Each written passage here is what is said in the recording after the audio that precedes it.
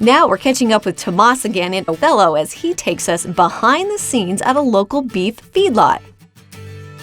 After cattle are raised on grass in the pastures of Washington, most of them come to a feedlot. I met with Camas Uebelaker of C&G Cattle Company, and he taught me all about feedlots and what the beef we eat. What is the process here? So these cattle come into my facility at about 550 to 650 pounds, and then they'll stay here for roughly 100 days, and we'll grow them up to about 900 pounds, and then these will be shipped to a finished facility. Camas is a first-generation feedlot operator, and he and his family built this business with their own hands. His pens allow enough space for the cattle to roam. However, cattle are naturally a herd animal, so they tend to stay in groups. Camas says creating the right diet for his cattle is the most important piece of his business. Cattle health and cattle comfort is our main focus. Okay. And if cattle are eating and cattle are content, they're healthy, they're not going to be sick.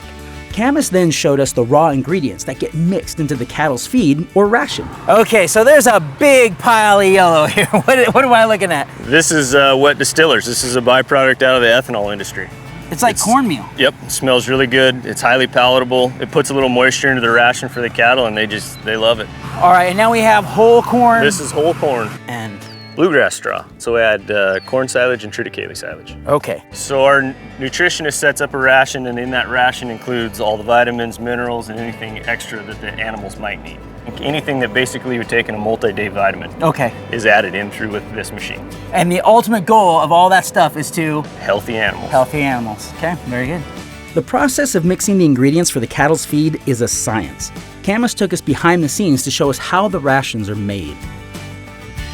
So from this computer, we batch what ingredients are going to go into the truck. Okay, excellent. Since we've implemented this program, animal health and just overall nutrition-wise, we can be very much more accurate with this system. Probiotics, vitamin E, vitamin A, and other micronutrients are added to the feed rations to keep the cows healthy. We got some work to do today, don't we? Yeah. Camas has riders who check the pens at least once a day, making sure all the cows are healthy.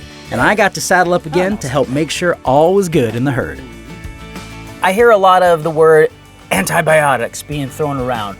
Tell me, is this a bad thing or is this a good thing? It's a great thing.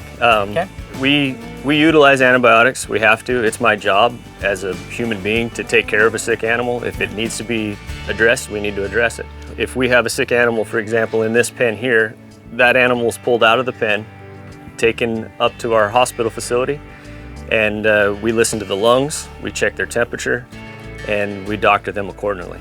Camas says that antibiotic use is heavily regulated by the FDA, and the antibiotics they use have a withdrawal period, which is the amount of time it takes for the antibiotic to fully leave the cow's system.